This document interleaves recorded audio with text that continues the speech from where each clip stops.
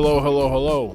Hello, everybody. It is I, your purveyor of everything that is dorky within the scope of professional wrestling, sports entertainment, and everything in between. It is I, Grumm, here with another edition of the Dork Side of the Ring. Week 6, episode 6. Episode 6, yeah. We are here again. Thank you for checking out the podcast once more, listening, sharing with your friends, leaving reviews on Apple Music or Apple Podcasts, not Apple Music, Apple Podcasts, leaving 5-star reviews. I appreciate that so much. I see them. I see them. I see the ranking going up. That is good. It helps us grow. It helps us, get more noticed on the store. I appreciate it. Thank you. If you're listening to me on Spotify or Google or another platform, you can leave that review. Hop over to Apple Podcasts. You can do that review as well. I don't understand why other platforms don't have a review. It doesn't make sense to me. I really don't. I don't get it. Here's what I do get. I get you guys for the next hour or so. Talking with, or a little bit over an hour, almost 2 hours here with my friends, Squid and Lee. We're talking music. Well, so I said it was Dolly Parton. I think I did, right? Or did I say just music? We're listening to Dolly Parton today. We're not listening on the podcast. I'll put the links to the videos in the description, but we listened to Dolly Parton's Headlock on My Heart. And then we ended up talking a little bit more about just music in general with professional wrestlers. Stumbled across John Cena, naturally, and talked about his music video for Bad Bad Man. And we talked about some incredibly bad fits. I put the pictures in the Instagram. If you're not already following us on Instagram is Dorkside Ring. Same as the Twitter, at Dorkside Ring on Twitter. Horrible fits. Horrible fits for some of the biggest names in wrestling, and it is a lot of fun what we're going to listen to here. I am tired. I just got done recording an episode that will be coming out in September. I'm already that far ahead, folks. I like to stay ahead. But I am a little... If the energy's down, that's why. So, and if you hear the fans, because it's hot in here, because, conversations, they tend to make it hot, But nothing hotter than old Dolly Parton in the 1980s. With singing about Hulk Hogan. We'll get into that here on the Dork Side. Me, Squid, and Lee having some good chats about music in professional wrestling, or music videos per pro wrestling. It gets talked about, but it really was an incredible wrestling. Like, people talk about Cyndi Lauper, girls just want to have fun, rocking wrestling, but like they don't talk about the Dolly Parton, and I never understood why. When I learned about the Dolly Parton, why wouldn't you? Dolly Parton, we love Dolly Parton, right? We love Dolly Parton here on the Dork Side of the Ring. And we'll get into talking about that. Me, Squid, and Lee here on the Dork Side of the Ring, starting about now. Welcome back to another edition of the Dork Side of the Ring. I've been talking about the Dark Side too much. Dork Side of the Ring. This week with me are two of my close personal friends. Two of the most handsomest chaps I know. We'll start with the introduction of one, Mr. Saturday, Lee. Lee, how you doing, my friend? Dude, I'm good, man. Grumm, thank you for the invite, bro. I appreciate it. I've been hearing about this podcast, and like now that I know I'm on it, it's lit. I know this shit is gonna this shit's gonna be lit. I'm excited. So thank you. I appreciate having you. Thank you for coming on. And our other guest, like as I said, two of the most handsomest. I don't want to pit them together. They are equal levels of being the most handsomest boys I know. Elijah Squid. Squid, how you doing, bud? Doing well, Grumm. Thank you for having me. Hey, looking forward to it. Yeah. You were a top. Lee, this is not a slight to you. But Squid, when we were talking about this, because this idea originated in Tyler's Discord of the Dork Side of the Ring, Squid's like, "Hey, have me on. I have a good mic. I want to be on I can do podcasts." And like nobody ever invited Squid, and I'm like, "Nah, I'm gonna make it a point when I make this a full length thing, I'm gonna get Squid on so we can have a nice long talk, and talk about wrestling." Which Squid, we'll start there. What's your background in like pro wrestling? Like, I'm sure, I know we've talked about Rutgers amateur wrestling, collegiate wrestling. Well, you have. I've joked about it. But what's your background in pro wrestling? Yeah, so not much of a background with pro stuff. I did wrestle in high school, which is, obviously a lot different than any pro wrestling. And then I still follow like Olympic level pro wrestling, but nothing WWE. I know my dad was big into pro wrestling back when he was a kid, when it was still like the WWF.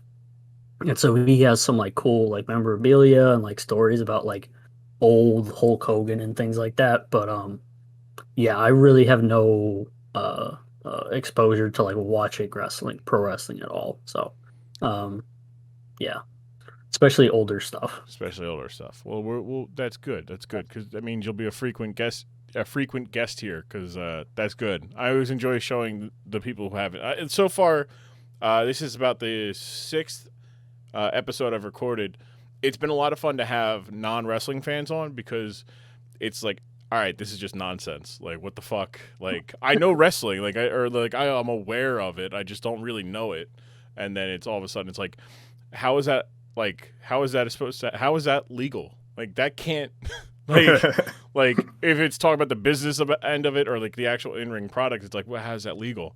But it's funny because you bring up like amateur wrestling and like a lot of really good pro wrestlers were amateur wrestlers, like more recently like Kurt Angle, but Chad Gable, but you also have guys like Gable Stevenson is trying to get in, and they would love to have him. I think they had him like as a guest to one of their shows recently.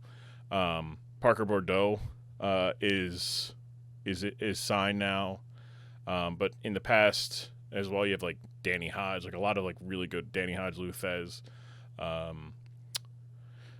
Steve Williams. You had a lot of legitimate amateur wrestlers who were damn good collegiate wrestlers and some Olympic level were big time wrestlers. So, somewhat there. What about you, Lee? Do you got a background with pro wrestling?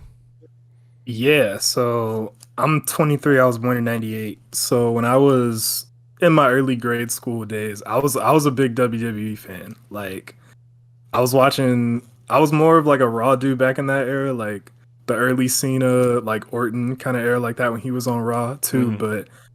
But yeah, I was watching SmackDown too. Like Rey Mysterio is probably my favorite wrestler ever. So I think, yeah, I watched a lot of wrestling when I was younger. I think when I kind of stopped, the last guy who was like my favorite wrestler was probably Kofi Kingston. So right when his kind of early era before he started doing like the group that he's in now, he was like my favorite wrestler right before I stopped. So big Jamaican Me Crazy fan. Yes, I love Kofi. When I read that he actually won the WWE Championship, even though I wasn't watching wrestling, I was like super pumped because I love Kofi. So it's amazing, right? Like with that like level of, even though you don't really follow the product, you still have that emotional connection to where you're like, that's my guy. That was and like we're all sports fans like that's my guy. It's like the same as like watching the like late round draft pick that you were like, this guy's gonna make the team. I really like his shit. Like he's gonna be good, and then your team cuts him for whatever reason, or he signs elsewhere, and he goes to be a good player, and you're like, that's my guy. Like I wish it would have happened while I was, I could benefit from it fully in terms of an emotional investment, but I'm glad to see my emotional investment at that point was paid off. Yes. But yeah. Now, Lee, you have a podcast, correct? I do. I have a podcast, a music podcast. The original premise of my podcast, we would talk about new releases every week. We haven't done that in like a month. So it's called Running Back the Hits. Shout out to Youngest, my co-host. That's my boy. So Elijah's actually been on it. So yeah, he's kind of my co-host. But yeah, Running Back the Hits is the name of my podcast. If you like music, check it out. I think it's pretty good. Yeah, running back the podcast with Youngest and Lee. Good good fun. I enjoy it. Yeah, well, when I saw the name of Running Back the Hits, right, the fact that the original premise is like, we're going to talk about new releases, but then the idea of it is called running back the hit. There's a disconnect there. I think it worked out for the better that you're just going back and talking about like different topics, like, hey, who was the king and the queen of R&B in current day 2000s, you know. Yep. And I think it's a good premise. And Squid was on it. I enjoy Squid actually. Squid's love for Brockhampton made me actually go, all right, like, what the fuck is Brockhampton about? Right? And I'm sitting here and, like, me and Squid are from the same region of America, Northeast, you know, America. I'm thinking Brockhampton is like some indie alternative band that's singing in a dive bar, like the Lumineers. I'm thinking of like a Ho Hey. No, not at all. He's Squid like explaining the lyrics of songs. I'm like, that doesn't sound anything like what I thought it was. So I thank Squid. I did it once, but I want to do it, you know, over call, more in a more personal setting of being like, thank you for introducing me to Brockhampton. Of course, yeah. Well, and thank you, Lee, for giving me the platform. I hope you weren't the only one who heard that and said, hey, let me listen to these guys. Yeah, I guess Lee said his age earlier. I guess I should too. This might be your lowest combined age in terms of guess, because I'm still 21. So, yeah. I think so. Any scope we have on anything is going to be young, so please don't yell at us when we don't know. Look, definitely the lowest average age of guests. For like, I want to say by a large margin, but I did have two different ones with people who were 21. So, like, it's not too large, but the fact that Lee's older than you, that does help this podcast to be skew under the scuba line of the age. So Lee is old. We know that. So. True. No, I'm old. I'm the one who's looking down the barrel of 30. I'm like, God damn. So music, age, very, very easy segue for me here, because what we're gonna watch is very fucking old. It's older than me. It is okay. It is roughly 40, almost 40 years old at this point. So we're talking about music, and I said that was a segue, right? You guys big Dolly Parton fans? Yeah. I would say for sure. Salute to Dolly Parton, legend in the game. Like, I'm gonna leave it at that respectfully. If Lee speaks, Squid. Yeah. I can probably name like two of her songs, but in the same vein, I know Dolly Parton. Yeah. Respectfully. Dolly Parton, Jolene fame, for those who big country singer, but at one time, much like a lot of celebrities back in that time, a lot of them would just have their own television show because people were interested in celebrities, and what was the best way to have them? On a TV show. So Dolly Parton had a show. It's called The Dolly Show. And at one episode, she ended up showing off the time she got in a wrestling ring, so to speak. So we're going to watch that.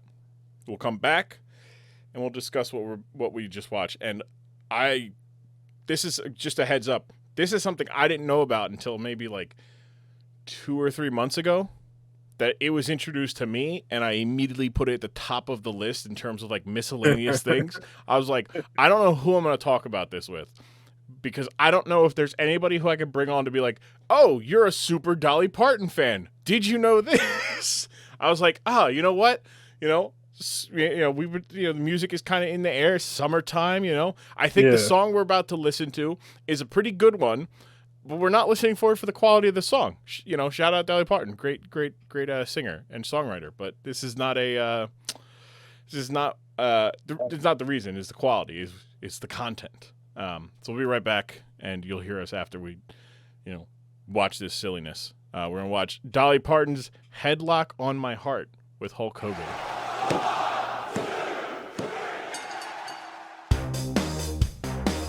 Hey, baby.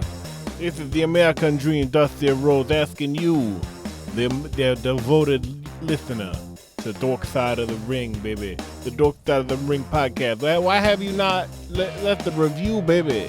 Why have you not left the review on the Apple Podcast? You will sit there right up and talk about this podcast. Let the people know what the podcast is about, what kind of content they could get when they listen to the Dork Side of the Ring podcast hosted by TJ Grumm, baby. Let me tell you something. I am Dusty Rhodes, the American Dream, baby. And I have wanted down with kings and queens, and I have been home eating pork and beans, baby. But I'm going to leave a 5-star review if I was you, baby. I'd leave the finest 5-star review. I'll tell them, this podcast is all about pro wrestling, but it's not about pro wrestling. If you're a fan of pro wrestling, you'll love this podcast. If you're not a fan of pro wrestling, you'll love this podcast even more because they're just talking about nonsense. God damn it, none of this shit makes sense. So just go on to the Apple Podcast store, 5-star review, leave it. Rate it 5 stars, write up a review, let the people know, and then leave that 5-star. It helps us grow here at the Dork Side of the Ring. It helps us become a strong babyface, and that's contender to the world of the podcasting out there. I'm Dusty Rhodes, baby, and I approve this message.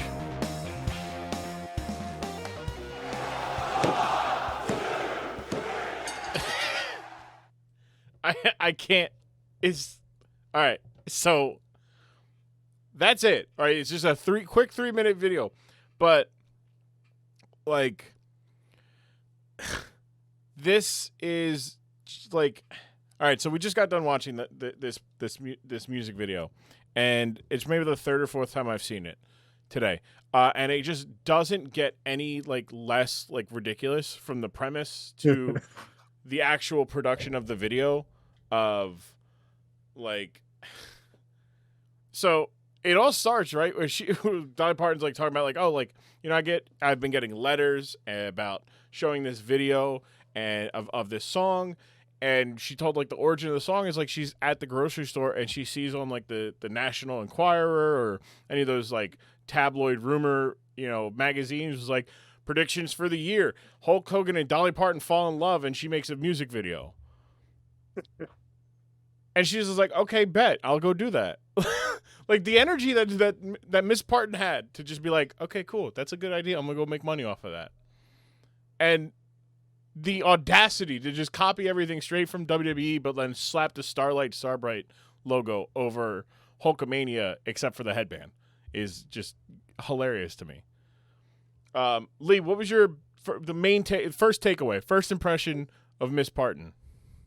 So the main thing I'm thinking of when I'm watching this video is, like, for a modern day example, like imagine I'm just at a WWE event. It's going crazy. Like, we're having a good time. And then I just look over to the right and I'm like, yo, is that Casey Musgraves? Like, just imagine like you're at the WWE event, you're going crazy at a match. You look over, it's Dolly Parton. Like, it's like, what, yo? And then, yeah, she's just going crazy over Hulk. Like, she's lost her goddamn mind.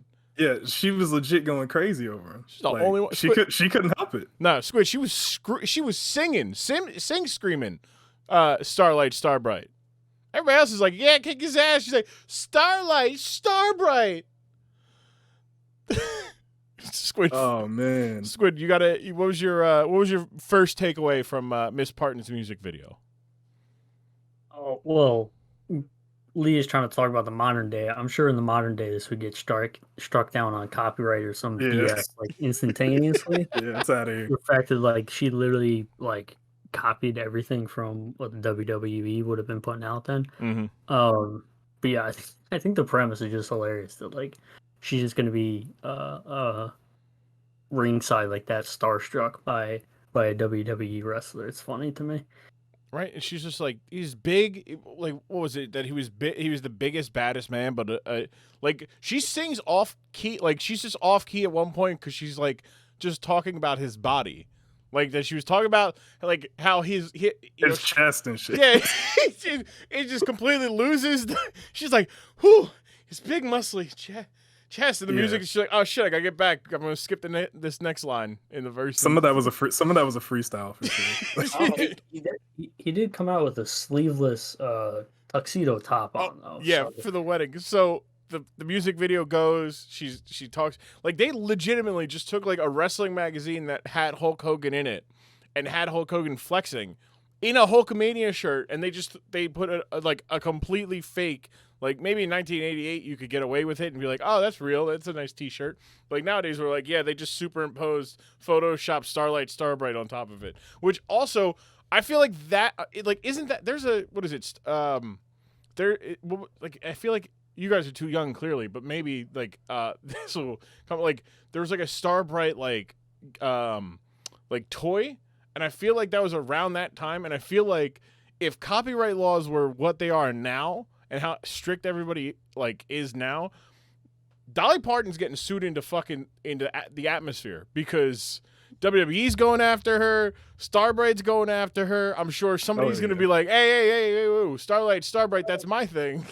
On top of everything. Jesus, like, just so bad. And they still have where they're like advertising him on the card, like the main event featuring Starlight, Starbright. He's wearing a Hulkamania headband. Like, he absolutely is still there. That's funny. It's like the SpongeBob meme where the dude is like, we're looking for the dude who did this. Like, it's the wanted, and it's just him with like a fake mustache. Yeah. It's just like, we're looking for the guy. Hey, whose hot dog car is this? I don't know. We're looking for the guy who. It's this guy. It was obviously this guy. You're the one that's dressed like a hot dog. But yeah, so he beats the wrestler. Now the wrestler in there is also like was not an actor, was an actual wrestler. It was Iron Mike Sharp, known career jobber, guy who just constantly loses, but also known for having that wrist brace on his arm, where he always claimed that his hand was broken or his wrist was broken. But yeah, a guy who just like would be on TV, he'd lose whenever it really mattered. And so he got a nice paycheck. Good for him. Glad for him. I tried to pick out if there was anybody else from like the WWE like that I would recognize, and there wasn't. I was like, oh, they actually got like actual actors. That's a shame. Like even the ring announcer, like get Mean Gene Okerlund or Howard Finkel to do the introductions, like make it authentic at least. But yeah, then the Hulk Hogan or Starlight Starbright, beats the guy, and in the middle of pinning, he gets a look at Miss Dolly Parton, and much like all of us, we were starstruck. And he fucking like points at her. He looked at her like, you know the deal, you know what's going on. I'm not sure if he actually finished the pin in the ring before he got up, because I swear it was a 2 count, and then that's when he like gets up off the guy and starts pointing at her. I don't think he finished the pin in the video. Yeah, I might just be me. I don't know. No, I'm not sure either, because I just assume like clearly but at the same time, like wouldn't it be a better story if he gave up that match for her love? Yeah, it's bigger than wrestling. Yeah. You know what I'm saying? You know, it's bigger than that. I mean, it's clearly not, because he got married in a wrestling ring. Like, like, hey, like our love is bigger than Harry Potter, but we're gonna get married at the Harry Potter world. All right, that's where we're gonna get married, right, babe? Like, I'll give up Harry Potter for you as long as we get married at Harry Potter world. Maybe it's just like one last time in the ring before he gives it up for her. He's doing the ultimate job. He's putting he's putting over married life. And like as you said, comes in flexing the whole time. He's walking, those arms are stiff as shit. He's getting that full flex on in a sleeveless tuxedo. Dolly was looking good as always. Man. Yo, respectfully, yeah. Like, yeah, I could see why he gave up at the 2 count. He was like, why am I even doing this? Like, are you serious? So he just goes. There's bigger things going on. He's a balding man. He knows where he's at in life. Yeah, exactly. No, like, you know, his hair's never going to be like, look, the hair was never going to be appealing. Plus, Dolly Parton is very much his type. Like, his wife looks like a knockoff. Like his first wife, Linda, looked like a knockoff or like a greater value Dolly Parton. And that's no disrespect to Linda Hogan, except fuck Linda Hogan. Also fuck Hulk Hogan. Yeah. But hang on, let me look up Linda Hogan here. Yeah, she's got big Dolly Parton vibes, where she's, you know, blonde. Oh, you're gonna say she has big something else. Yeah. She got a big personality. Yes. Yeah. See, Wait, their son has the same like crazy ass hair. Nick Hogan? No Yeah. one in this family has good hair. It's, No. No. They didn't look, that man was able to sell out arenas with a skullet, all right? I like respect Squid the- has good hair, so he's appalled. He's like, what is this? He's Yeah, like, no, what is this?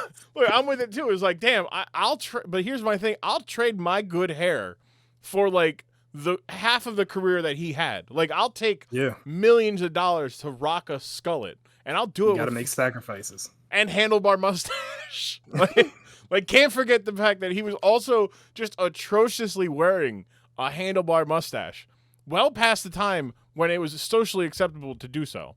Also, in a time where there was a certain stereotype of human that would have a handlebar stereotype. So, you know, I guess props to him for owning it.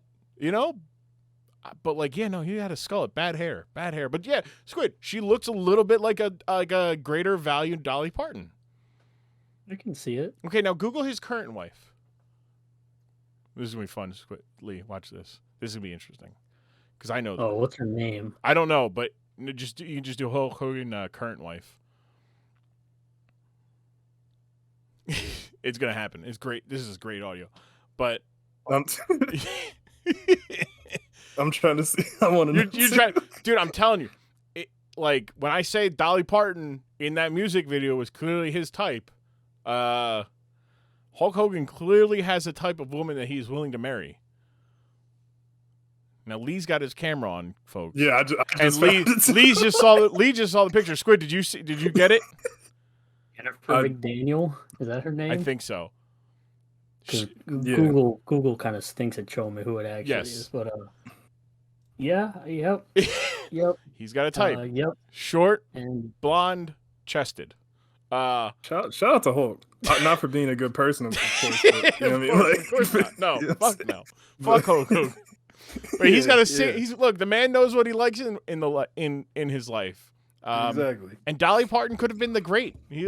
Like maybe she realized, no, he's a bad guy. No, thank Exactly. you. You know, did he ever get like a bandana like sponsorship? Like, the amount of bandanas he's wearing, there had to have been some company that was like, "Yo, where are?" Because these are preposterous. He's wearing like this orange one in this one picture that's just ugly as hell. Like, he's how do you wear your bandanas? How do you wear bandanas your whole life and you're still wearing ugly ones? Like, because he's a pro wrestler. Like you got to remember, Yeah. pro wrestlers historically have horrible fashion. It's true. They were wearing fanny packs well into the 2000s. Yeah.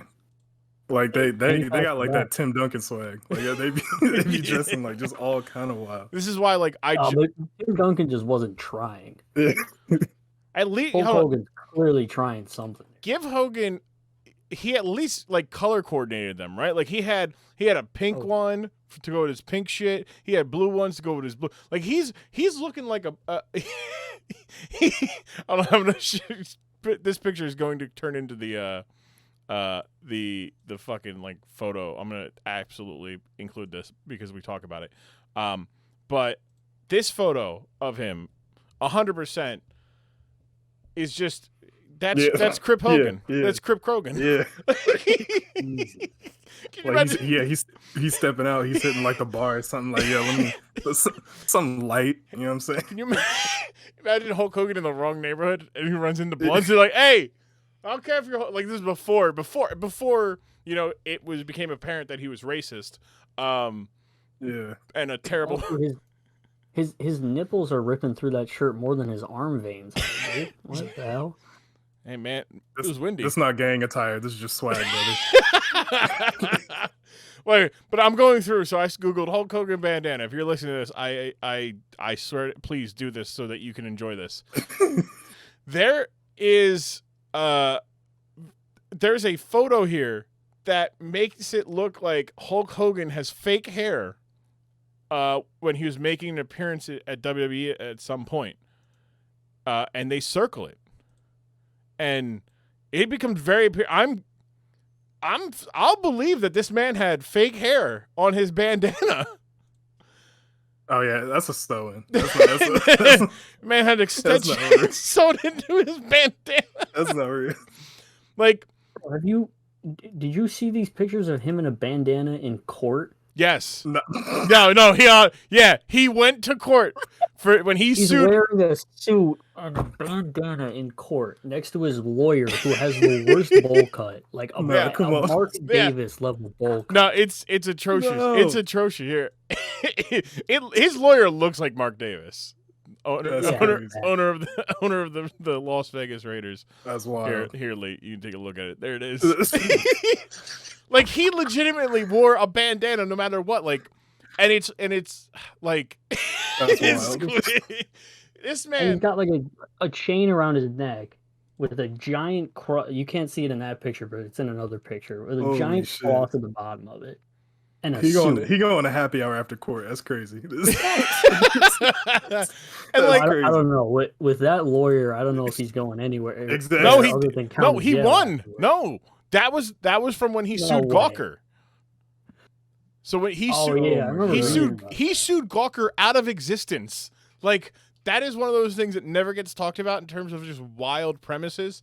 Is that Hulk Hogan, when it was found out that he was racist because Bubba, his friend, caught him having sex with his wife and wanted to nanny cam it, and he was like, "By the way, here you go. Here are the tapes of him saying the N-word over and over again, disparagingly, about his I guess his girlfriend or his daughter's boyfriend." He sued Gawker for like $8 billion. Because he was like, I lost all this sponsorship money and my WWE contract, and it's a defamation. It's like all this, and he wins, like just 100% out of, and somehow Deadspin's still around, which it's unfortunate. Yeah, if you were in a bandana in the court, you Teflon a little bit. Like, if you got the confidence to wear that, they can't do shit to you. I'm gonna see if he wore one to the steroid trial in the 90s, because that it has to be. I feel like he didn't because he had better hair, but I don't know, man. Like, oh no, he did. He absolutely did. He wore the same fit. He had a very clear sign. He walks out. He's wearing the same fit, except instead of Jesus chain, he's wearing a fanny pack. Man walked into a courtroom, a federal courtroom at that. Forward. Wearing a black bandana, black blazer, and I can't. This is no. This is absolutely. This is just atrocious. But also, like, you're 100% right, Lee. At some point, yeah, if you're dressing like that, and you're like, no, you Teflon, man. Like, unfortunately, yeah. In this case, yeah. Hulk he just had that image, bro. Like, he was like, Hulk Hogan is such a fucking big thing. Have you ever seen, like, even if you don't watch wrestling, like, have you ever seen Hulk Hogan dressing like he's from New York? No. All right, so this podcast is effectively turned into Hulk Hogan fits. There is a promo where he comes out wearing the most atrocious pair of sunglasses I have ever seen. Maybe I could just do Hulk Hogan NWO bad fit. It's just just a 20-minute compilation. He's wearing his big leather boa, but he's got on a New York Yankees like knitted cap, with the little like fuzzy ball on top, and it is like, I think he was also wearing Tim's. I hope so. Like, I'll have to, like, I feel like I almost want to just do a fashion episode where I just get all the things. Oh yeah, this is when he announced that he was going to run for president in the year 2000. By the way, yeah, that was a thing. Oh yeah. So that's that. It's atrocious, right? Lee, quit playing. Squid. He dripped out. Quit playing. Squid. Be crazy. The rational one here. Be the rational. Oh, that's a fit. I don't know what to tell you. Damn it, guys. Like, he could have left this and like went to like a fucking Jadakiss video shoot and like been fine. Like, he going crazy. If I was walking around like the Bronx and I saw someone in this outfit, I'd probably just assume it was like a rap video, like film, yeah. like or like a video movie promo or something like that. Like yeah, no, that's nuts. Also, he's wearing short sleeves under it. Yeah, no, he's sleeveless. That man showing off the pythons. That's what he got back on the juice, and he was looking shredded, brother, looking big, meaty. Him complimenting Chris Hemsworth's arms is the weirdest thing I've seen thus far this year. That is like not like a consequential thing. Like the picture of Chris Hemsworth on the set of like Thor: Love and Thunder, and his arm is just massive. He's like looking like '88 Hogan, brother. It's like, what? That's the influence. He's like, I see. I know you were checking out what I was doing back in the day. Hemsworth was supposed to be, or I was rumored that he was going to be Hulk Hogan either in the Vince McMahon biopic or in a Hulk Hogan biopic, which is just insanity. That's actually a sentence that can be said, and it's not entirely too far off base. Like the Vince McMahon one, 100%. Like that's an interesting. Like this is a guy who grew up in like rural ass North Carolina trailer park with his mom because his dad didn't want to have anything to do with him. He tracked down his dad, and turns out his dad is a wrestling promoter. He's like, I'm your son, and he's like, no, you're not. His dad's name is Vincent Jack Kennedy McMahon, and he's Vincent Kennedy McMahon. Like, I'm pretty sure I'm your son. Like the mom couldn't remember. I was like, was it Jack Kennedy or just Kennedy? But like that's it. Like just from there, and then literally everything else, how he basically has sold his soul for, to become a wrestling conglomerate is just fascinating. But also like he's evil as well. He's definitely going to hell. Yeah. Yeah, he not seeing heaven. Not at all. The second his soul is not just tethered; it is now stretching to the point that when he dies, that soul is snapping back to the seventh circle of hell. He know it though. He knows it. Yeah, he knows. Well, I guess that going back to my WWE experience, that is the one bit I have that Linda McMahon has ran for ran for senator from Connecticut twice. Yeah. And I just looked it up to get the years right. She lost in 2010 and 2012 in like both routes. And I remember that because the commercials then were basically, they were just like, yeah, she's a piece of shit, and so was their whole family. So yeah, and that is pretty easy to win when you're running against someone like that. That is former Secretary of Small Businesses, Linda McMahon. She had that's former cabinet member of the United States of America. Cabinet member is a pretty damning. There's a picture with all of the McMahons, like Vince, Linda, Shane, Steph, Triple H, and their children, and all the grandchildren, just chilling with Trump in the Oval Office, and it's just like mind-boggling. Like it is, but at the same time, it's not. Like they've been friends for 40 some odd years at this point, but like god damn, like definitely going to hell. Yeah. Lisa, let me take a sip of this. they got first class seats. It's true. No, Vince is inheriting hell from the devil. He said this is my successor. So back to the Dolly Parton. We got off tangent some of these awful ass fits that Hogan has wore, but at least they're color coordinated. He knows how to at least match his make sure he's not wearing a red bandana with a blue shirt. Dolly Parton married, basically, I get like we don't ever see like a first date or anything. They just go straight from the one ring, as when he like lays eyes on her and gives up a match because it's bigger than wrestling. They get married in the wrestling ring, and there's just like celebrating, and he just completely forgot to be like, I do, for like 5 seconds. Like the minister goes, do you take this woman to be your lawfully wedded husband or wife? And he goes, yeah, I do. It's like, and he's so he couldn't believe it. He was he was starstruck. I can't blame him. No. And she was like, I do, I truly do. She's smitten. She was enchanted by Starlight Starbright. And then they kiss, but then she has to convince him to kiss. Like, I know, Lee, you're not hesitating.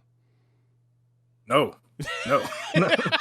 Dolly Parton, a legend, man. The most emphatic no. Squid's not hesitating. None of us are. To this day. No one's hesitating. Like, She did so much work with one of the vaccines too. She put like a bunch of money behind that and promoting it and everything like that. Like she's still doing good things to this day. Yeah, to this day. To this day. Good on Dolly Parton for just being a good human being. Absolutely. Shout out Dolly Parton. We love you here. Dork side of the ring. I do a lot, like so much. Well, you got Dolly Parton like you know, like two times. She's only like 46. She's no more than 46-year-old. No more. Just holler at her there, Lee. Just shoot your shot. Lee, right now. Tell Dolly Parton. She's listening right now. Dolly, big fan. Dork side, early investor. Yeah, Dolly, I hope you're listening. My man Grumm, he knows this content. Invest in Grumm. Grumm knows about this content. This podcast is gonna be crazy. You already know. I'm gonna send you an email. I'm gonna write a contract up. Don't even worry about it. I was telling you to shoot your shot, and you're over here telling me. Like, oh no, I'm gonna do that. I'm gonna do that later. That's a private shot. Okay, fair enough. I'm gonna slide down. You're gonna do it. You're gonna send the professional email with the admin. Like, here's my personal email. Yeah. You know. So yeah. It's one of those things that like this is like mid to late 80s, because this is the height of like wrestling turning into a entering the mainstream consciousness, like the rock and wrestling thing. Cyndi Lauper, Girls Just Want to Have Fun, has Captain Lou Albano, a historically famous pro wrestling manager, and that gets big. She ends up being part of the first ever WrestleMania, going in the corner with Wendy Richter. So it's not out of the realm of possibility for this to happen, but it's rarely talked about, to the point where I'm like, I didn't even know about it, like I said, up until a couple months ago. But like, I feel like this should have been a bigger thing of Dolly Parton, who is a incredible, talented songwriter, singer, and Hulk Hogan. Like, I feel like that should be something like, hey, like, you don't realize how big wrestling was. That was Dolly Parton and Hulk Hogan together in a song. That'd be like Justin Bieber and The Rock. And it's like, not exactly. No. But I get what you're saying. But speaking of what, like, all right, so obviously not the deepest, like Squid doesn't have the deepest background with pro wrestling, but obviously knows some of the bigger names. So Squid, give me like an odd wrestler musician combo that you would like to see do a music video. Like recreate Headlock on My Heart. Well, Lee said Casey Musgraves, which fits with like the country theme. Mm-hmm. I guess just because she's like insanely popular right now. Give me Olivia Rodrigo and Roman Reigns. I can see it. I see it. Roman looking like that man would 100% then go into Hollywood immediately, because there's no way that he would appear on that, and people are like, wait a second, who the fuck is that Jason Momoa looking guy? But yeah, that's not bad. I was thinking of Olivia Rodrigo, but I think I have a off the wall one. Lee, give me it doesn't have to be country. I think like Olivia Rodrigo is not exactly there. So like I said earlier, Kofi was one of my favorites right when I stopped watching wrestling. So give me Kofi and give me Meg Thee Stallion. Okay, like, all right, that's good. They get married and they're gonna keep wrestling. Nobody is beating that ever. Kofi's gonna leave his family for Meg Thee Stallion. I mean, who wouldn't? I mean, understandable. Please, Kofi, do not beat me up. You are. I did not mean that. It's obviously jokes, but no, Meg Thee Stallion. That was one I was thinking as well, because it's Meg. I love Meg. Who doesn't love Meg? But I love Meg. But give me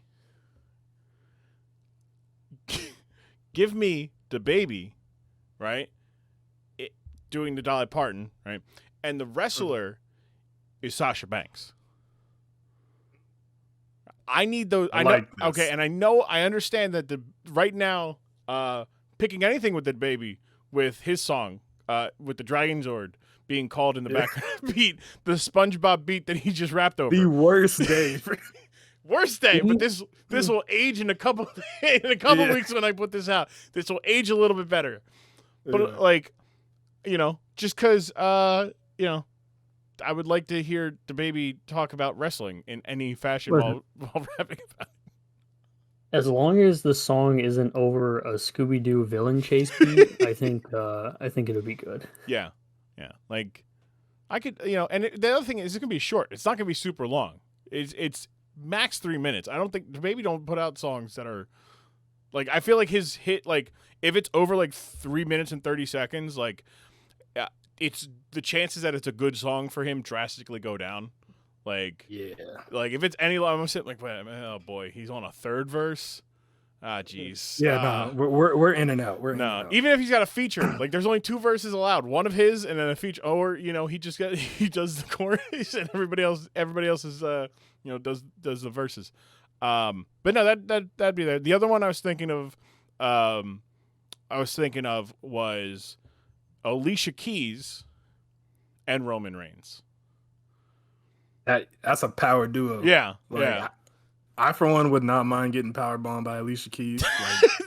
Like, he's like, this is a safe place. I can say what I really say. I mean, just from a purely wrestling standpoint, obviously. Yes, obviously. Of course. Is it a safe space? This is a safe space. Yeah. Right now, yes. Between us in X amount of weeks when I upload this, sure, maybe not. Maybe people will be like, damn Lee, you want to be powerbombed by Alicia Keys? Like, and then a whole bunch of handshake emojis, like nodding, yes, couple bonks. Yeah. He was gonna post the nose, Yeah, exactly. But yeah, so I think that's another good one. Either you guys got another like combo? I said like Rey Mysterio is my other favorite. I need Rey in there with somebody. I don't know who, but it doesn't have to be dead or alive. Or it can be dead or alive. It doesn't have to be just alive. Because I'm thinking like Selena and Rey Mysterio. Yes. Yeah, right? That's the one right there. He makes her heart go bitty bitty bum bum. Yeah. But like she's just singing, she does her own little flair on Headlock on My Heart. Whew. That's a good one. That's a good one. Squid, you got another one? I don't know that many wrestlers. Fair. John Cena and Nah, who would be a good one for John Cena? Yeah, that's actually funny. That's funny. I don't know. Because like he had the whole like white hip hop rapper gimmick going, so like like you could do the whole idea is that it's back in 2005, 2006. Like, is that like there's no like there wasn't like a female rapper that was like really going that much. Like you didn't have a Nicki, a Cardi, Meg type or City Girls to where they could be flagrant about how they feel about seeing John Cena wrestle. Exactly. That's tough to find an equivalent in that space with John Cena.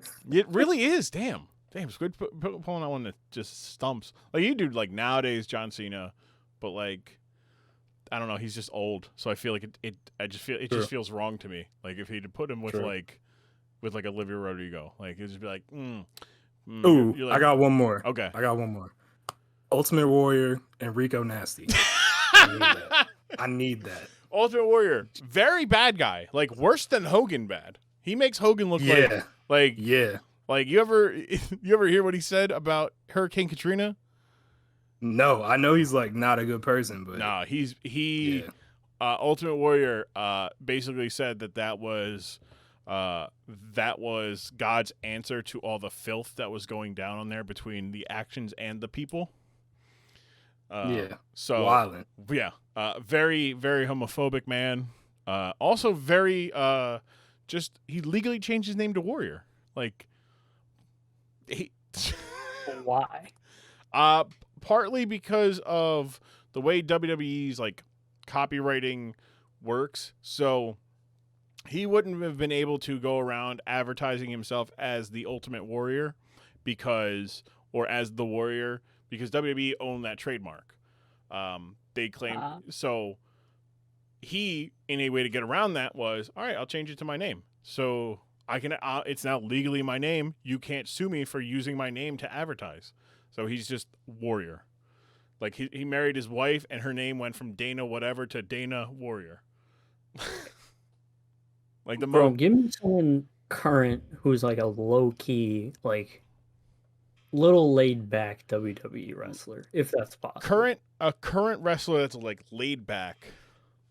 There's a good relative. There's a couple. A guy. Though, yeah. So like I have a singer in mind for this. Okay. There's Kyle O'Reilly. He's kind of this he's got this like angsty teen but also like just goofball type of thing. He has atrocious fits. He has some awful fits. But a lot of wrestlers do. Another like laid back wrestler I would say would be like Big E. He can get hyper though, but he's kind of laid back like in real life. Big E is awesome. Yeah, Big E's great. The other one give me Big E with Tierra Whack. Whack. Okay. No, that's electric right there. Right. I don't know if you know what Tierra Whack is, Grumm. No, I don't. That's electric right there. Because I know both of those folks. That's a good pairing. Okay. All right. Okay. Tierra Whack. Okay. All right. I'll have to. Am I just pointing you onto another artist here? You might be, and she's from Philly. Oh, dude. Yeah. Okay. All right. Yeah. All right. Bad job by me. She's awesome. To miss this. Tierra Whack is great. Yeah. Okay. That's a good pairing right there. I like that. I'll have to Ultimate Warrior and Rico Nasty. That one just foul. Bro, I remember playing like WWE video games. I think there was this one that I played when I was in college, like a couple years ago. It might have been WWE like 18 or something like that. That was like he was like my favorite dude on there when we unlocked him. So he incredibly over the top character. Like if you're taking out the human element of pro wrestling, which for some people is hard to do. Like I can't do that for Ultimate Warrior. Can't do it for I can't do it for a lot of people who like stand for like immoral things or just basic like objectively moral things like Hulk Hogan's racist. Nah, can't get behind that. Yeah. Ultimate Warrior, homophobic and racist. Can't get behind that. Chris Benoit murdered his wife and kid. Can't get behind that. But like, that guy cheated on his wife. Like, okay, like that happens every day. Like, I'm not gonna sit here and be like, all right, that dude's bad because he cheated on his wife. Like, clearly he just didn't have a good way of communicating his displeasure and uninterest in continuing a relationship.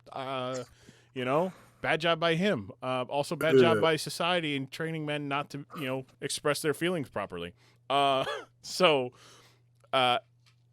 just like, but his wrestling, like, I go back and watch it, and because I don't have a super nostalgia to it, I don't like enjoy it.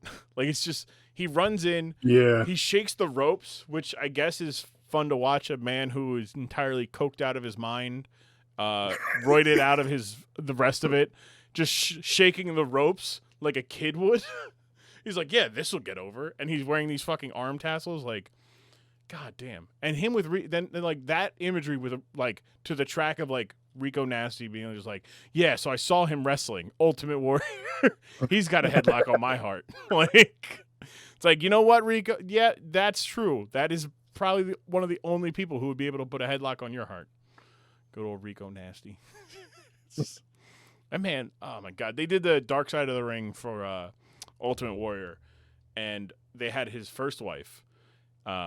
And she was just like, yeah, no, I found his, like, he had a Rolodex of women of, like Lisa, and then, like, the thing that, like, made him remember them. God damn. That's crazy. Like, that's crazy. Yeah. And then she called him, and then, like, at his hotel room, he didn't answer. She called the police, or called the hotel desk, who sent, a wellness checkup on him. And they're like, yeah, he's there. He's there with some people.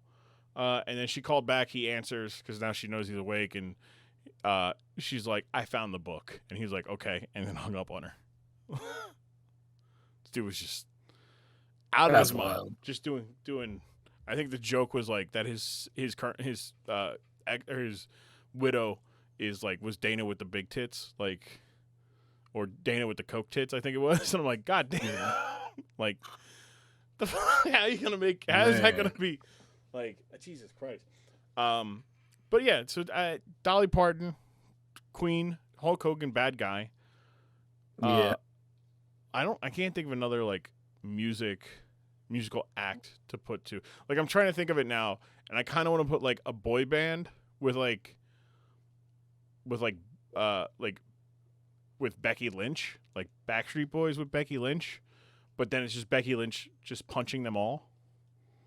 Not because I don't like Backstreet Boys. I'm actually like I prefer Backstreet over NSYNC, but like that's just the idea is that they're like she's got a headlock on my heart, and she's like, nah, fuck all of you guys. Like I don't need like I'm good. Yeah, the boy band version of that music video is pretty interesting. That needs to be fleshed out because that's actually pretty funny. So all right, so say it's Backstreet Boys. You got your 5, right? You got Nick, AJ, Kevin. That's all I remember. I remember the 3 of the 5. Kevin was the only one I knew, so yeah. Wait, you didn't know Nick Carter? Nah, Kevin's the only one I know. Really? Wasn't there? What, Squid? Squid? I couldn't name any of them. Oh, gotcha. Yeah, I got Kevin. I got Nick Carter. I got AJ because he was the bad boy. And you guys are also fucking babies, little babies. Yeah. So yeah, it's bad. It's just, I guess. All right, fine. Jonas Brothers. We'll do it with the Jonas Brothers, guys. Now there's only 3. Now we're talking. Yeah, right. Yeah. Do it with the Jonas Brothers. BTS. Yo. All right, now we're talking BTS. BTS might actually be the one. BTS doing a headlock on my heart. 8 of them. Yeah. Yeah. Well, we could do 8 wrestlers. 8 female wrestlers. That's more than enough. There's actually a lot of like that's probably where the best wrestling is happening consistently. Is among the women. But yeah, like would they all be fighting over the one, or would they all have like their own? I think that's the best angle. Is that they're fighting like over the one? It's that classic music video scenario where like it takes place in like a couple hours. And they're all just like doing their best to try to get whoever's attention. Like it's Bianca Belair or something like that. They're all just trying to like do stuff for like, yo, here, open the door for you, like stuff like that, trying to get a number, trying to hang out, like. And then at the end, they just like none of them win. Like she just leaves. She leaves with her husband. She's like, yeah, exactly. Yeah, like. I'm trying to now. I want like an R&B version where it's like Ray J just like chasing a single, like just crying in the rain about like about Charlotte Flair, just like oh, just slapping the water. It's like, all right, Ray J, this is the part where you have to really let it go, and he's like takes like 6 steps back in the booth so that he can really get that yell off without popping the mic. Jeez. How much do you think it would cost for us to redo that? Like with with BTS. You think they could do it for a reasonable price? Man, if it's BTS, man, we're talking 7 figures. We can't afford that. Can we get Burger King to help us? Because like McDonald's, they already got the McDonald's bag. Like we go to Burger King, be like, hey, look, you get WWE and BTS for your garbage ass food. And like, yo, just think of it like it's just classic. You know what I mean? Forget about the money. This is just classic stuff for the art, for the art's sake. Money fades. Exactly. You guys could use some good PR anyway. Yeah. You're getting your ass whooped in the fast food war. Exactly. Oh, good Lord. Can you imagine if the Burger King was actually in that like music video? Like that was the contingent where they're like, yeah, but the Burger King has to be the one she walks away with. It's like, all right, that would be hilarious. You think we're gonna be hung up on that? No, that's great. That's gonna live on the internet where people are like, look at this shit. It just ends with them walking in the Burger King. Like it's just how it is. That's where they take on the first date, right? Because then you get the discussions on Twitter of like, hey, like if your first date is at a Burger King, leave. You know, and it's like, well, like some people can't afford like, you know, fancy places, or maybe they just got off work, you know? Yeah. We get Twitter discussions going, toxic Twitter discussions going. That's going to be very toxic. Very toxic. But we're going to make a lot of money off of this, I think. Maybe. Probably not. Yeah, I like that the Olivia Rodrigo Roman Reigns one a lot. Now I'm thinking about like a bunch of them. I'm just doing like the final part where it's they're wearing a sleeveless tuxedo at their wedding, and I'm like, yeah, no, Roman Reigns in a sleeveless tuxedo works very well. But John Cena, like, we didn't get one for John Cena, and it makes me upset. Like, do you do like the Pussycat Dolls? Like, or just Nicole from the Pussycat Dolls was like on her, like, she does it. This is how she like becomes like a breakout star. She just rides the coattails of like John Cena in a music video.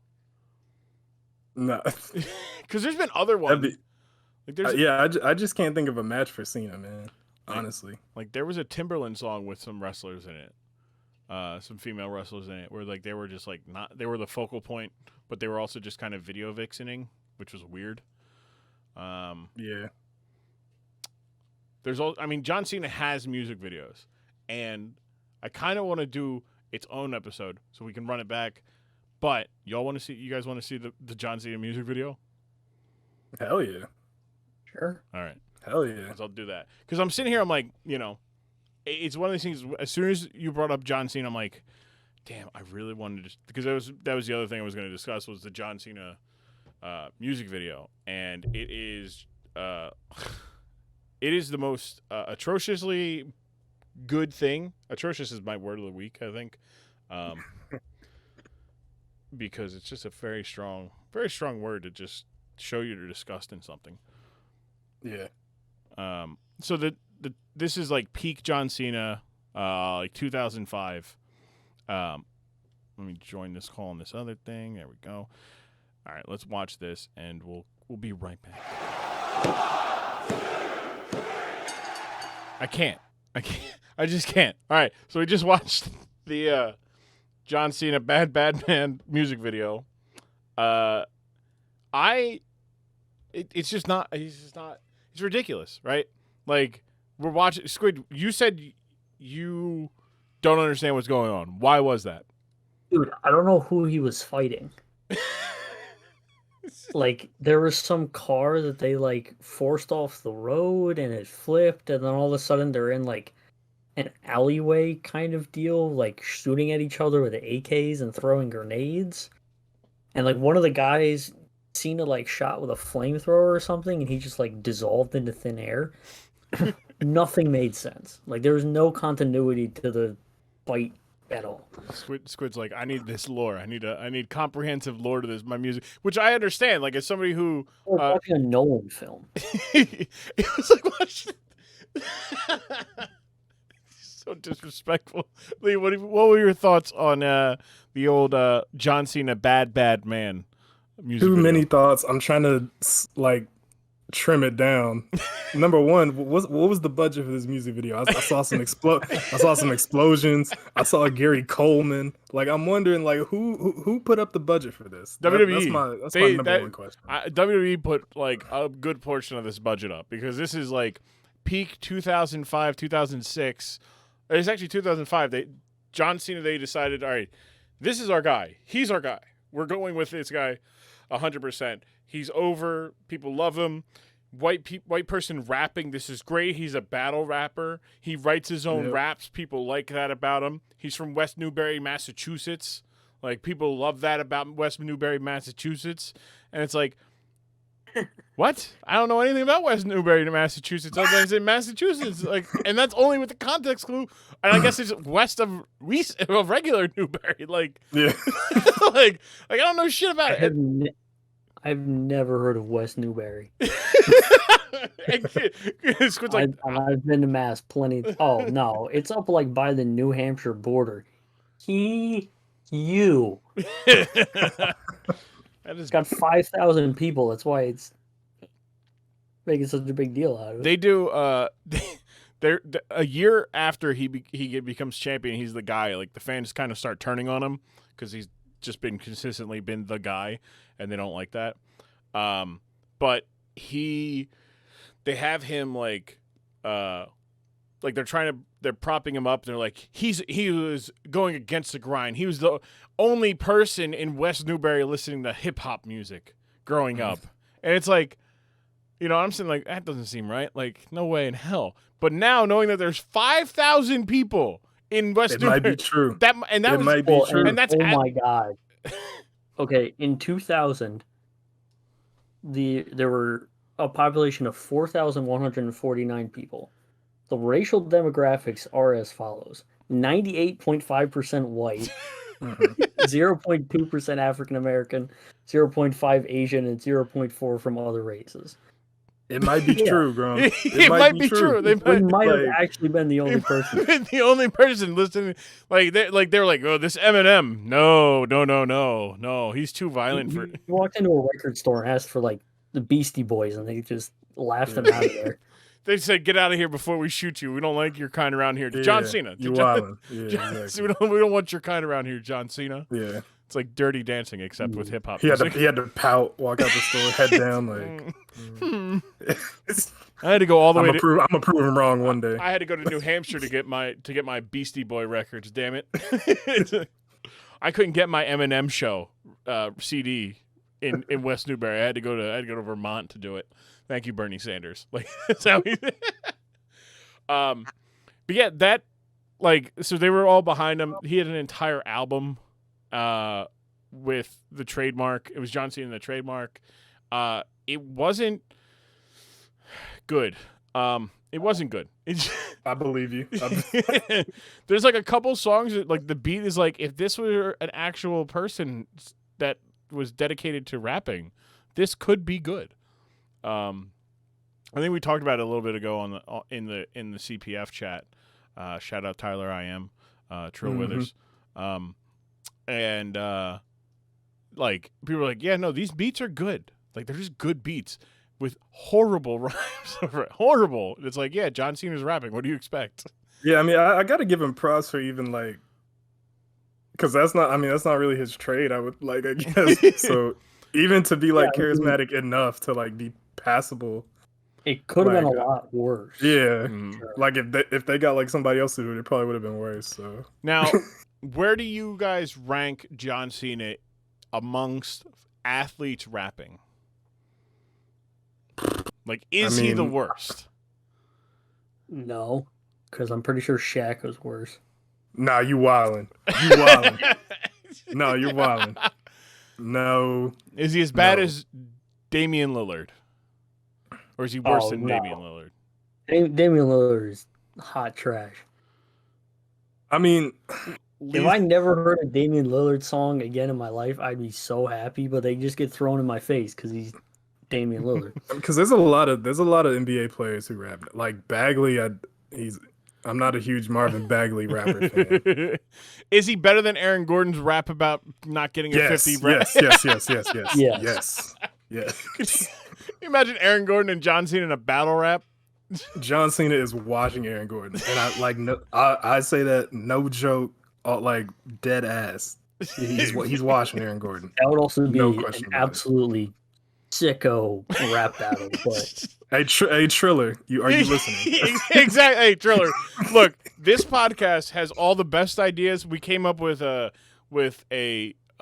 movies. Me Crawford and JTR came up with some movie ideas for WWE to throw the bag at us. Now Triller, like celebrity battle rapping. It's it don't even have to be Triller, because if there's a couple of CPFs, Whack and Scuba, we and me too, we love battle rap. Ultimate Rap League URL. If y'all are trying to branch out, they won't let it happen on there. It'll be it would have to be Triller. They'll let Aaron Gordon and Damian Lillard be the pre-show to the next time that Bryce Hall gets his nose mashed in. Can you imagine? The URL is just that it's getting there. There's nobody's coming out of that alive. Like They have to put that on a screen at a remote location that's undisclosed. No crowd. No crowd. No crowd for that. No. Would have been perfect for the pandemic. The crowd would be dead silent otherwise. It'd be dangerous. Could you imagine? Might as well have mannequins. Could you imagine John Cena doing a Big Aaron? That's how you talk to your son. Like, or actually, no. I feel like Aaron Gordon would say, "Hey, Big John," too, because John Cena's dad is literally Big John. So that kind of works. Yeah. So his dad, John Cena's dad, is like a reverse first generation like wrestler. Like his dad, like John Cena got into wrestling, and then his dad became like popular to where people would book him on like independent shows. So like he kind of became a wrestler personality. So like technically John Cena is a second generation wrestler, but it's a weird like, you know, John Cena's dad's a wrestler now because of that. It's very weird. Yeah. They talk about there was a promo one time where Edge went to John Cena's like childhood home, and they were like, "Yeah, we'll bring some like props for you to like have for like to celebrate John Cena." They didn't use any of them. Like John Cena's dad is that kind of dad where he's like, "Here's his like high school football trophy. When he won the, you know, this title or that title, we have this, and this is the John Cena, you know, this is a celebration of my son room." And it's like, good Lord. And then he just seems like, what the hell, man? Like, yo, come on. That's my diary, man. Like, what are you doing? So he's like going there, and he's supposed to like make fun of like John Cena and whatnot.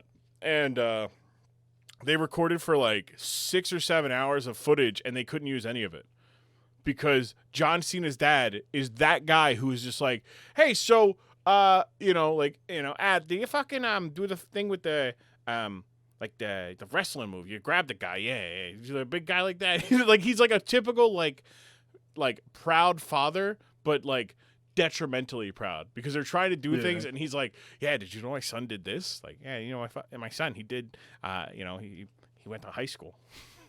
Not many people around here do that. There's only 5,000 people in West Newbury. It's only 5,000 people here in West Newbury, Massachusetts. But yeah, no. All right, so he's better than Aaron Gordon. He's washing Aaron Gordon in a rap battle. Yes. Squid thinks he's washing him in a shack in a rap battle. That's disrespectful. Listen, I know it might be a hot take. That's disrespectful. I don't think Shaq raps were that good. Shaq got a platinum album. Okay. Okay. Features with the Notorious B.I.G. Is that really something? Because I'm pretty sure. Put some respect on Shaq Diesel. I'm pretty sure like 6ix9ine has platinum records. So. Listen, put some respect on Shaq Diesel, dog. That's crazy. No, that's crazy. I won't. Respectfully, I will not. That's crazy. Maybe I'll give it another listen. It probably has been like 8 years since I heard a Shaq record, but look, did he sell the records because he's Shaq, or did he sell them because they were good? You know, like how much of that platinum was like? It can be both. Like it can be both. You know what I mean? Can it? Like, can it? Like, I mean, first of all, Shaq is like, you know, I mean, he's like 7'3", like 300 whatever pounds. Like him just being able to like rhyme words is crazy to me. Like on a bit, like it's not even like it registered in my mind that he could. But rap. Is it more mind-boggling that John Cena can rap? This is actually a good question. Like, because you see John Cena, big ass jean shorts. Also, can we also talk about how he's a terrible dresser too? Like his suits are atrocious.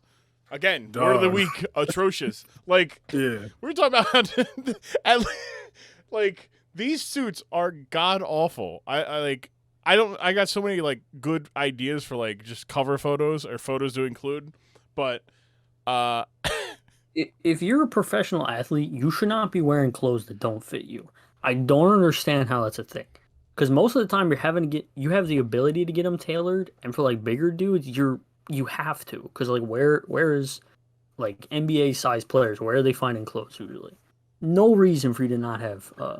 Cena was like, bro, I'm low maintenance. Just give me these oversized jean shorts, and I'm good. Like, and it's this is filthy. That's They nasty. took a picnic table cover and fucking made, That's made nasty. it The suit thing up. about Cena is like this. It'll usually like fit decently, like, but it just like why, bro? Like, You know what? you would. Joaquin Phoenix should not have been the Joker. There's a picture here of John Cena in a purple suit that is just god awful. Like, where you even get that suit at? Like it's purple. It's that plaid or yeah, it's like a purple plaid, but way too many lines. Way too many lines. A gold like tie on a light baby blue suit, like or dress shirt. Like it is not good. And like it's funny because nowadays he's dressing and he's doing just straight solid suits and he looks much better. But like this had to have been a joke between him and his friends of all these just vertical and horizontal line suits. Like tic-tac-toe in every one of his suit. That's actually not. Oh my god, no, that is a filthy fit, man. Like, So bad.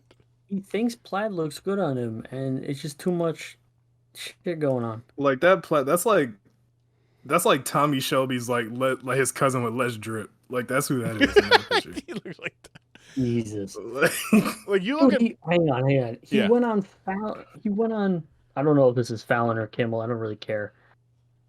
No. Squid. Yeah, that one's bad. I don't understand.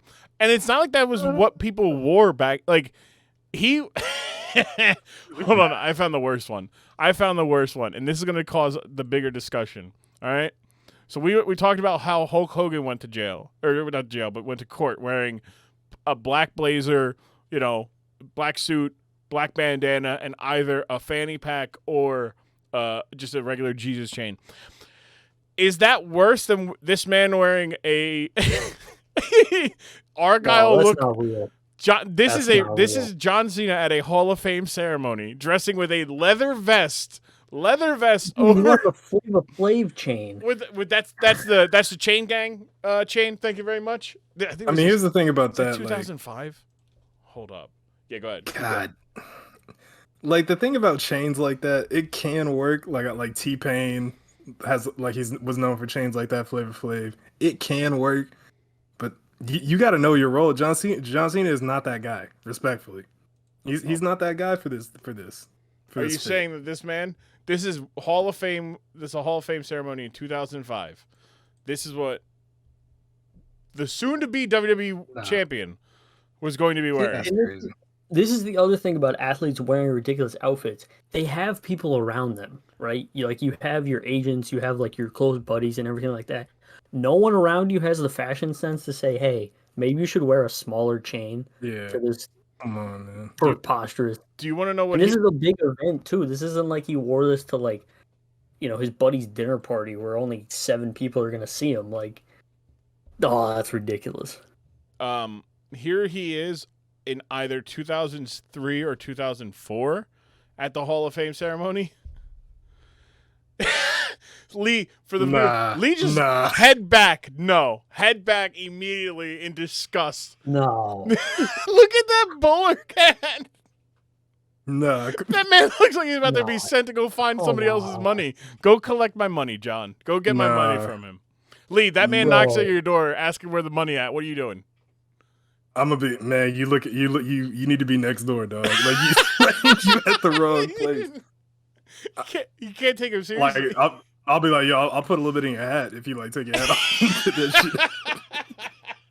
Do you remember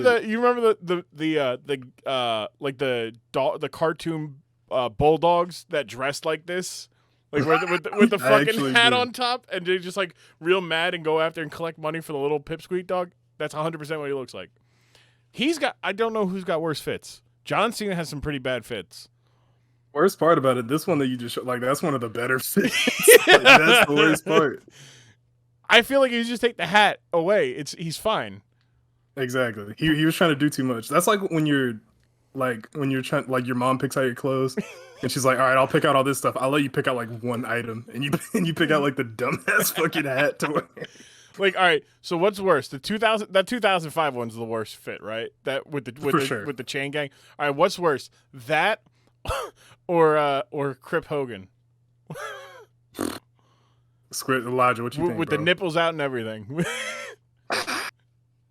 What, the chain John Cena or the Crip Hogan? Yeah, which one's worse? Because you guys see, the chain. I agree. Yeah. It's gotta be. That chain is so preposterous, and he's got the bracelet and the watch to match like the silver chrome look. Yeah, and so much going on, and literally not one part of it is good. Leather vest. No. I can't get over that he's also in this picture. The way he's sitting, right? the first one I sent where it's better quality. He's got his knees like touching, and he's like, He looked like he in the office because he just got in trouble. Like Jonathan, get in the office. Yeah. Okay. The principal was like, "Why are you wearing this dumbass suit? Get your ass." Like get your ass in the office. He's getting bullied, so he's like, "I'm bringing you in here because you deserve to be bullied. I want you to know that everything that they are saying to you deserves to be said.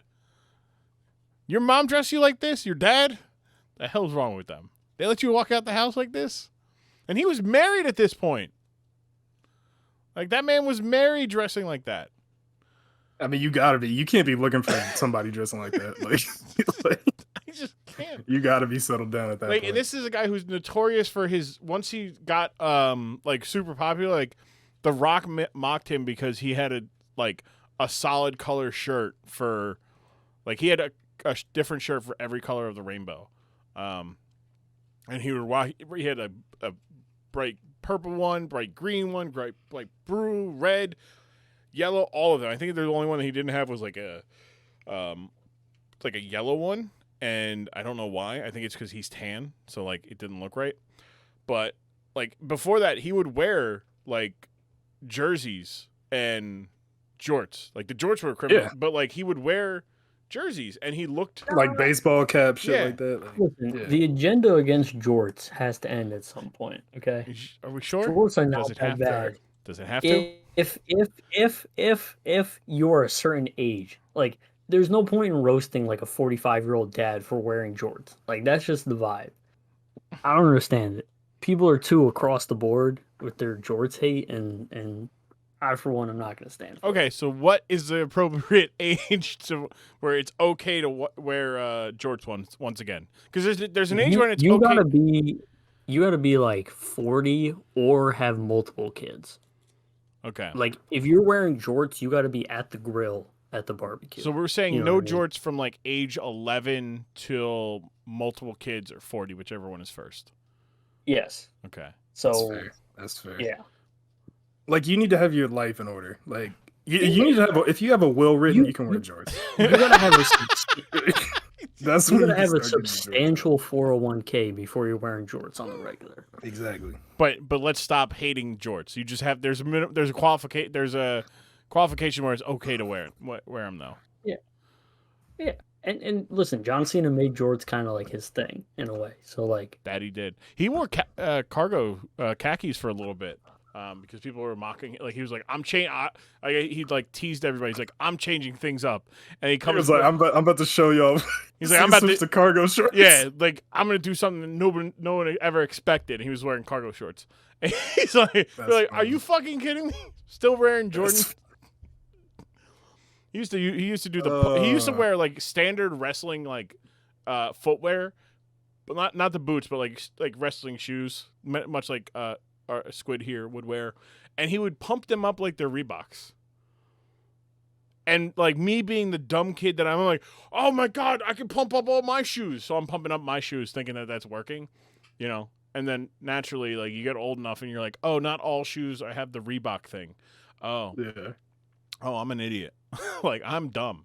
At least I'm not wearing jorts. I don't have a 401k, can't wear jorts. Yeah. Oh boy. One day though. There's I'm just scrolling through more bad fits between both Hulk Hogan and John Cena, and they're both like Stone Cold can dress because Stone Cold just wears a black T-shirt and jeans. Yeah. like The Rock can dress because he's Hollywood, and he has people who go, here, wear this, and he also just wears like athletic gear. He just wears sleeveless T-shirts and shorts. Yeah. But like, look at my pecs. Yeah, look how how yoked I am. I just got done eating 75 whole grain protein pancakes and 2 cookie pies on my cheat day.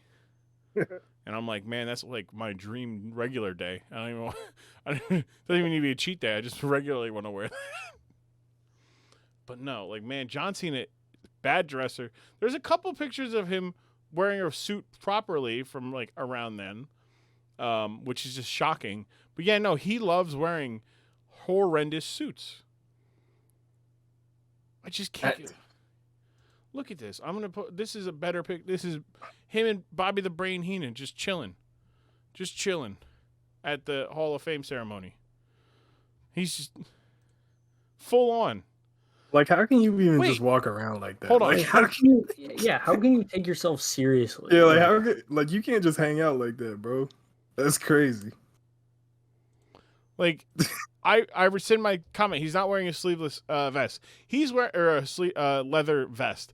He's wearing a leather coat, but it's vested. So like it looks like a vest. And he's wearing like it's a jacket, but he's wearing a matching. Like, I don't understand this at all.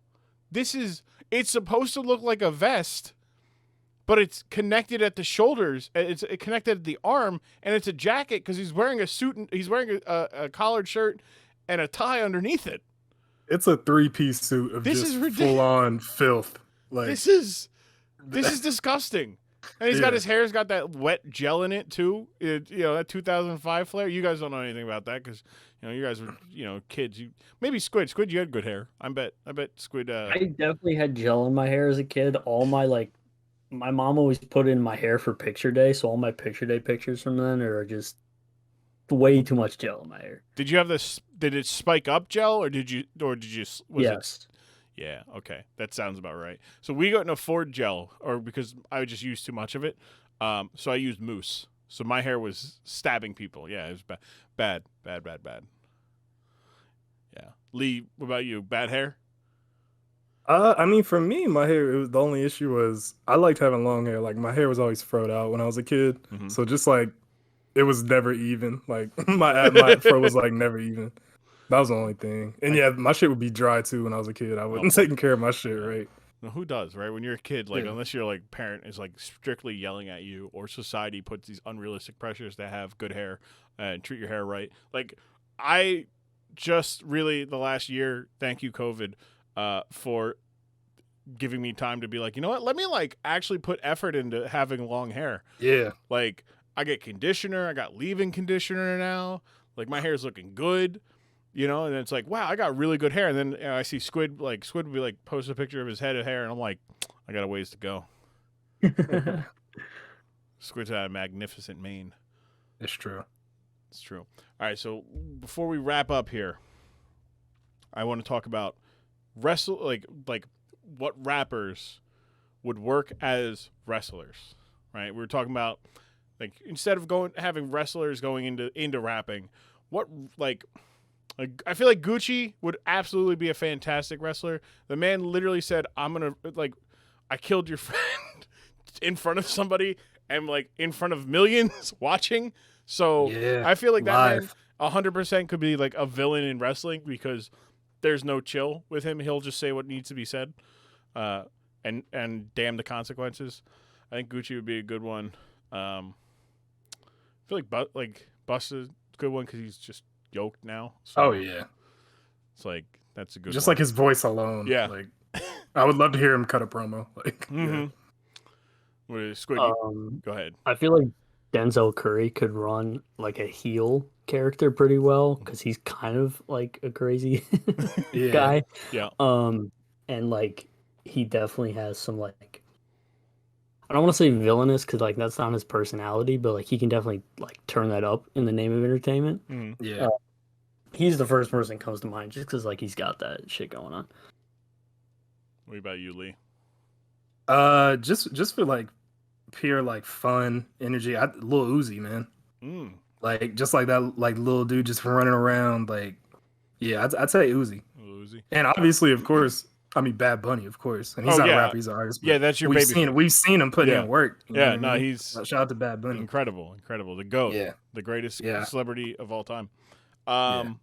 Yeah, I'm trying to think of like who would be like a undisputed babyface, like good, like everybody will love. Like I feel like there's not right. There's somebody like once you take them out of like rap, they're gonna be like boo this guy because this. Everybody's got haters. So. Yeah, right. Like I mean, like Drake would be the ultimate bad guy. Like he just exists and people would boo him.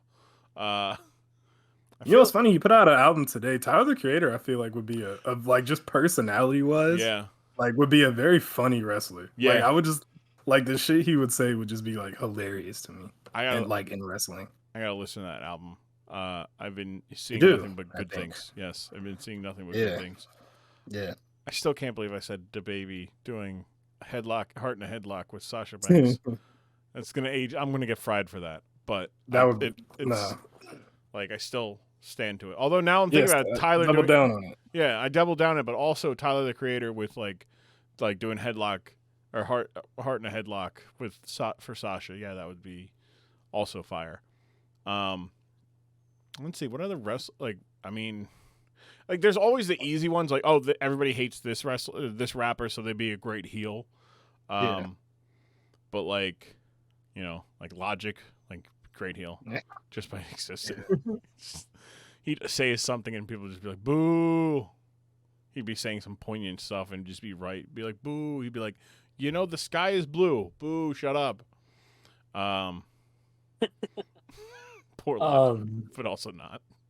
Man, I don't know who else, to be honest. Yeah. You know who, like, Action Bronson is one that just came to mind who would be like fucking... Bronson, like heel or face, honestly, like either way. Yeah, I think he'd be a good guy just to have like a go up against what? Yeah, I like that. Earth Gang would be a good. Earth Gang is a. Yeah. Where's Brockhampton? Like are you putting Brockhampton at the top of the card there, the main event there, Squid? I don't know. There's like 12 members. Yeah, there's too many folks there. There's too many folks. It's fine. The NWO had like 15 people at one time. It's cool. You can do that and put them at the top of the card. I bet. I don't hate that. Earth King is a good one. I mean, Kevin Abstract definitely would get down. He's their lead guy. He would definitely get down in the ring. I don't know if he still does. He used to post like workout shit on Instagram, and he'd be in there. Yeah, I'm just like trying now. I'm trying to think of like groups. Like Migos would be a great 3-man group, but like I also feel like as a wrestling fan, I'd be watching them and be like, can you guys like enjoy this? I never feel like they enjoy rapping, right? Like I just feel like they just do it and they just don't like it's just like they're just hanging out. Take off. If you ever watch them do interviews, it's the funniest shit. They hate. They just hate. They don't give a shit. Yeah. No. They're just there so they don't get. So they get paid. That's pretty much it. It's their contract said that they had to do it, so they're doing it. But yeah, no, they look like they don't enjoy anything. It's so weird. Like the Ric Flair drip video. Like Ric Flair is right there, and he's just like half-assing his woo. I'm like, hey, enjoy this. Like that's Ric Flair, son of a bitch. Like how dare you? Give me your spot, and also your ability to rhyme entertainingly.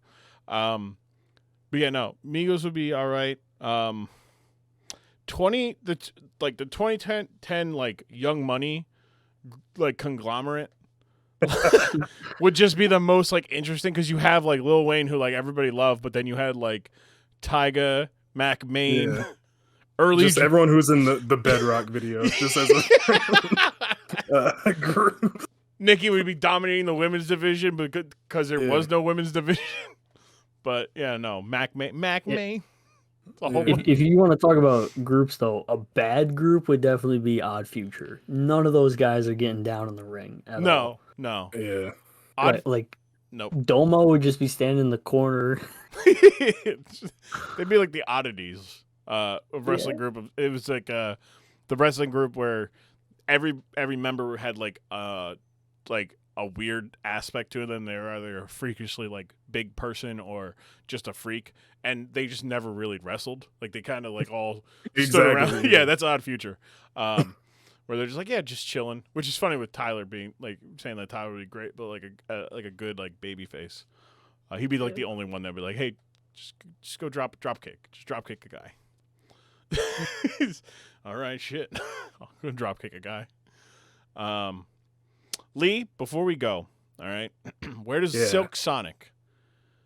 So where do they fall in wrestling? And where's my Silk Sonic album, Lee? So the thing about Silk Sonic in wrestling, they're just those two like super suave, cool guys. Like whenever they're cutting promos, they're just like talking that slick shit, and like they're about it. Everybody loves them. And then they never show up like the album, right? Yeah. Where's my album? I think it'll come out one day. This is gonna be the fucking like the Chinese democracy of my age. It's just like it's funny. We've talked about it on my podcast. We talked about it numerous times about how shocked we are that the album hasn't come out yet, just from like a music business standpoint. Mm-hmm. How shocked we are. No, like, they could have gotten that for the summer. Ooh. I feel like it's still like not summer isn't fully underway, but still. Yeah, I feel like they're also. I don't know. Maybe they're waiting for like cuffing season to happen, so then people to be going, relaxing by a cool fire, just listen. Yeah, because there's gonna be some of that on there too, for sure. Like you're definitely gonna get some hits, like, but Leave the Door Open is not like that's not a summer song. Like I don't like that's that is definitely a like, hey girl, I love you. Hey guy, I love you. Come through, because my door is open and we're about to make some love. I would hope that we get that album this year, but who knows, man? With everything still going on, like all this time later, who knows what will happen? All right. Well, we're talking a little about the podcast. Tell the people more about your podcast there, Lee. Where can they find it? What's it called once again? Running Back the Hits. It is. It should be everywhere. Spotify, Apple, Anchor, Pocket Cast. Google Play. Pretty much, I have it pretty much everywhere. So Running Back the Hits, me and my co-host, my sometimes co-host, Youngest. Shout out to Youngest.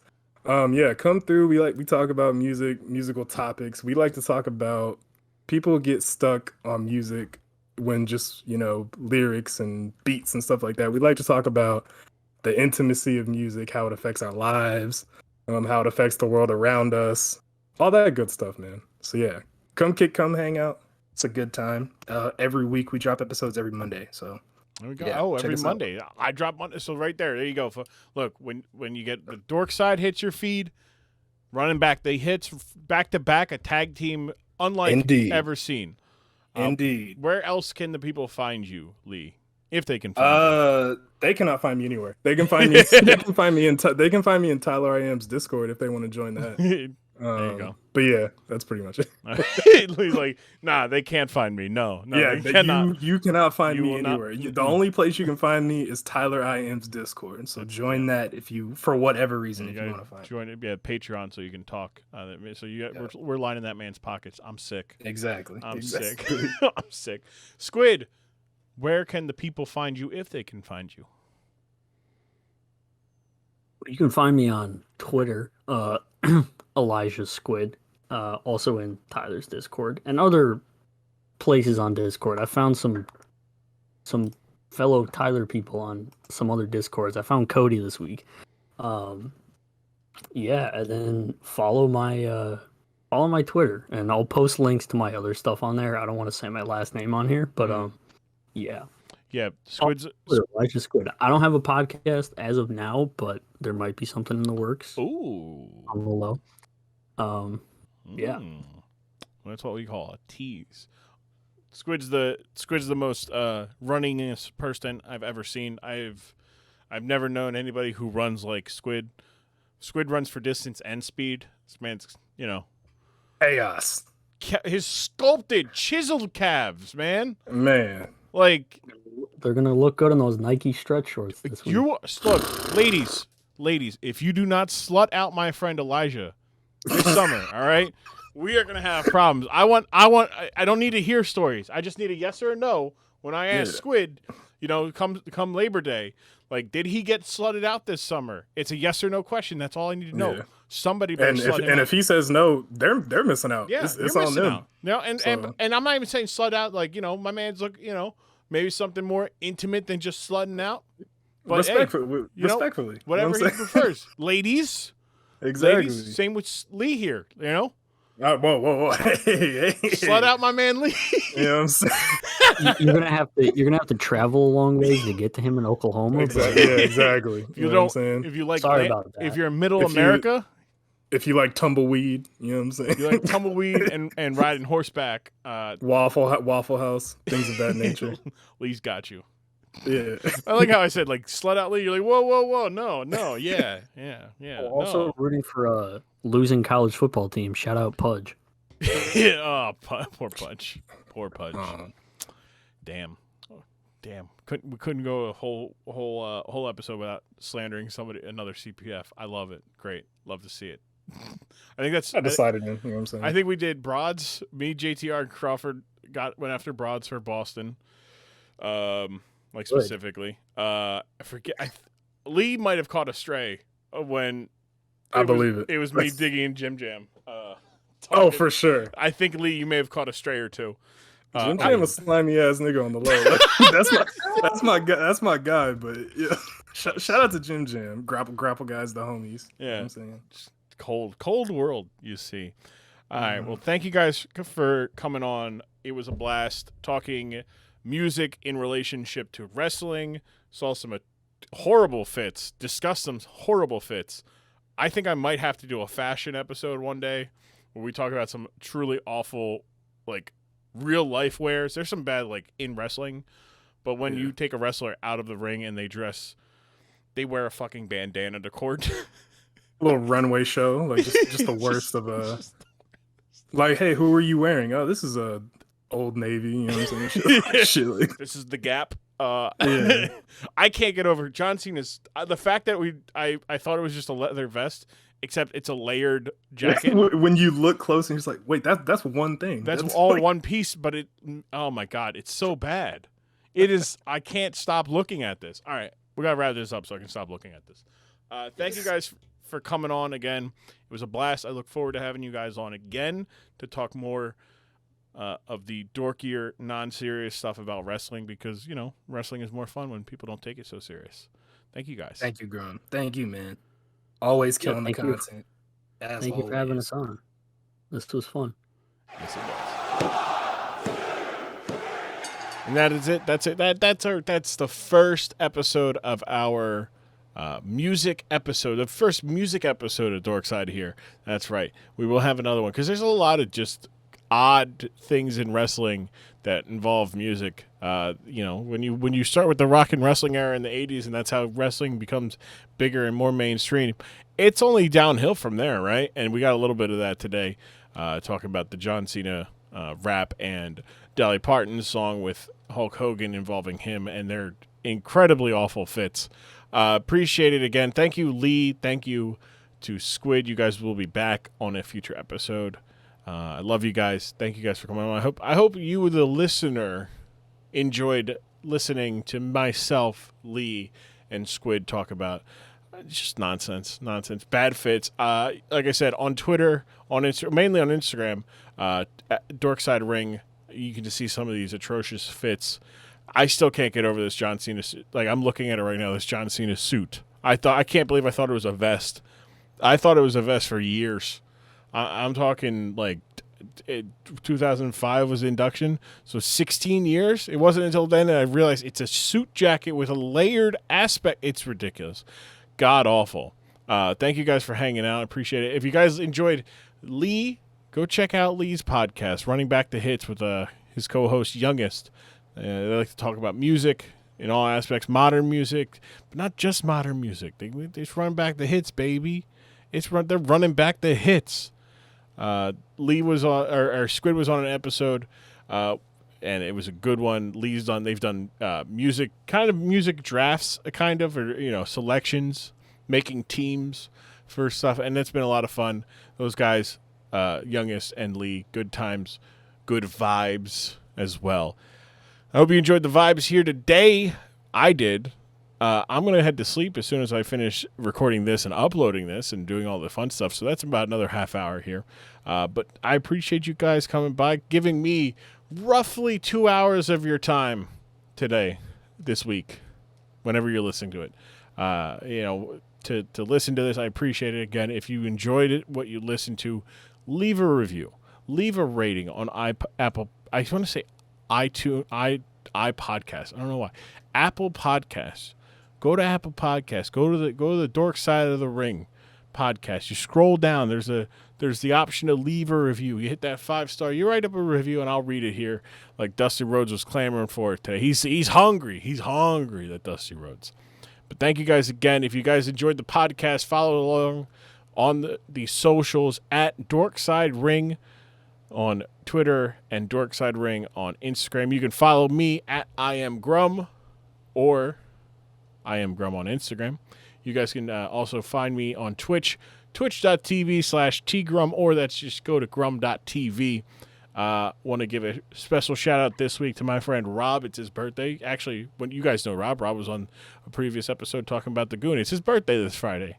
So shout out Rob at URealms on Friday for a good birthday wish. I will be back next week. Next week's episode is a fun one. That's right. This is the first time I've done a group of promos.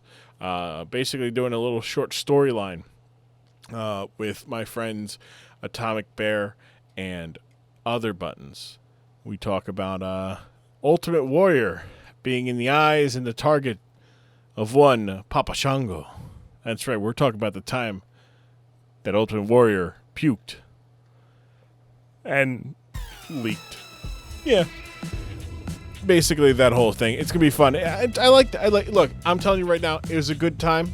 We talked about Papa Shango and everything that encapsulates that gimmick and the Ultimate Warrior in general, and some of the more interesting aspects of how gullible we all were in the 90s. So I appreciate that, guys. I'll see you guys here next week for more Dork Side of the Ring. Thank you for visiting me here on the Dork Side of the Ring. I will see you guys next time for a lot more fun and a lot more dorky bullcrap, bullshit, whatever. Because wrestling is a lot more fun when no one is taking it seriously. See you guys next week. I love you guys.